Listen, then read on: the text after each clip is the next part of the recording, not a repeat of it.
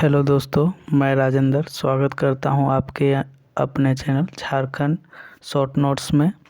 और आज हम झारखंड का ऐतिहासिक परिचय के बारे में पढ़ेंगे। इसमें हम पढ़ेंगे कि किस किस काल में झारखंड को किस किस नाम से जाना जाता था। तो सबसे पहले झारखंड का उल्लेख ऐत्रेय ब्राह्मण में मिलता है, साहित्यिक उल्लेख। और ऐत्रेय ब्राह्मण में जो झारखंड को बोला गया है वो बोला गया है पुंड्र या पुंड। उसके बाद देखते हैं ऋग्वेद में झारखंड को क्या बोला गया है, कीकट प्रदेश। और अथर्ववेद में झारखंड को बोला गया है व्रात्य प्रदेश। आगे देखते हैं वायु पुराण में झारखंड को क्या बोला गया है, मुरंड। और समुद्रगुप्त के प्रयाग प्रशस्ति में झारखंड को क्या बोला गया है, मुरुड। समुद्रगुप्त को भारत का नेपोलियन भी कहा जाता था। और दोस्तों, ये टॉपिक बहुत ही इम्पोर्टेंट है। झारखंड के किसी भी प्रतियोगिता एग्ज़ाम में यहाँ से एक सवाल फिक्स आता है।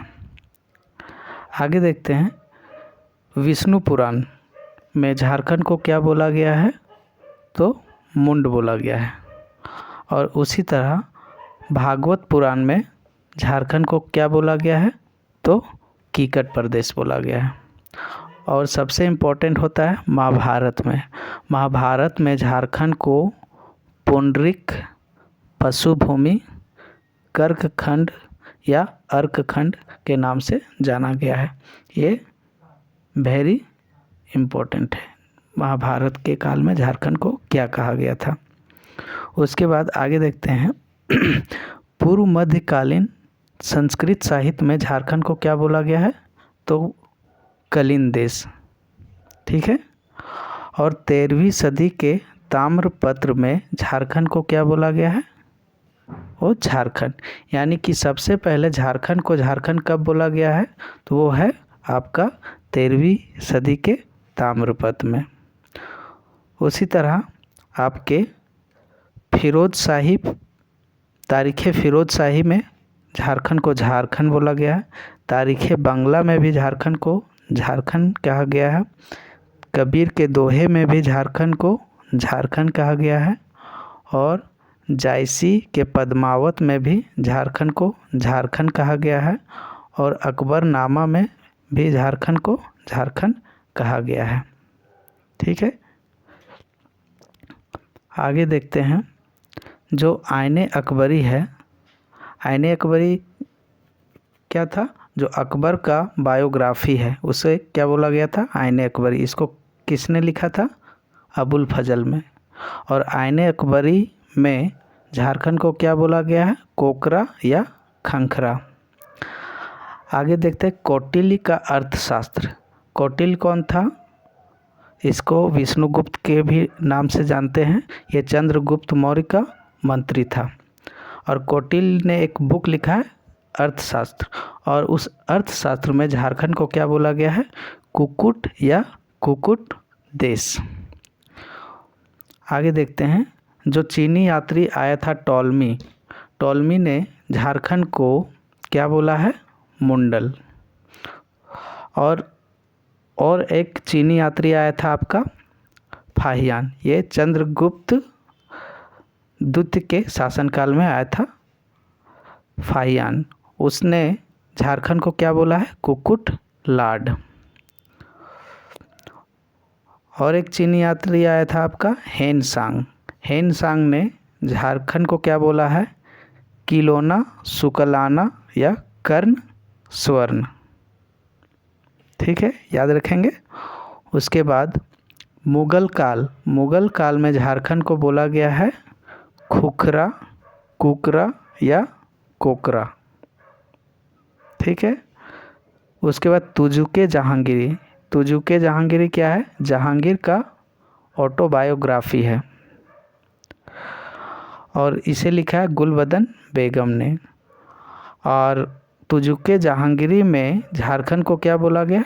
खोखरा।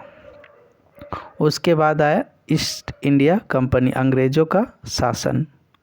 ईस्ट इंडिया कंपनी में झारखंड को क्या बोला जाता था? छोटा नागपुर। ठीक है, आगे देखते हैं।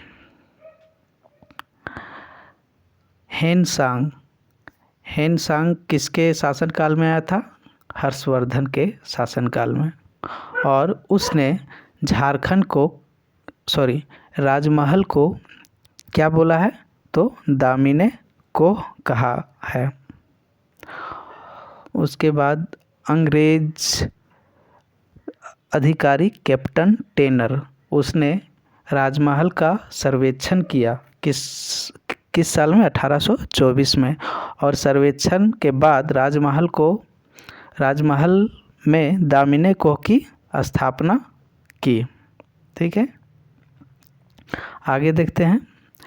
संथाल परगना को प्राचीन काल में क्या बोला जाता था? नरी खंड। और उसके बाद में संथाल परगना को क्या बोला जाने लगा? कांक जोल। ये इम्पोर्टेंट है। उसके बाद जो झारखंड की जनजाति है असुर, ये झारखंड की सबसे प्राचीनतम जनजाति है। और इस जनजाति का उल्लेख महाभारत में, रामायण में और भी जो धर्म ग्रंथ है उसमें असुर जनजाति का उल्लेख मिलता है। ये झारखंड की सबसे प्राचीनतम जनजाति है। और ये जो जनजाति हैं बिरजिया, बिरहोर, खड़िया, ये झारखंड में या छोटा नागपुर में किस तरह से, कहाँ से प्रवेश हुए? तो कैमूर की पहाड़ियों से ये छोटा नागपुर में प्रवेश किए, बिरजिया, बिरहोर तथा खड़िया ने।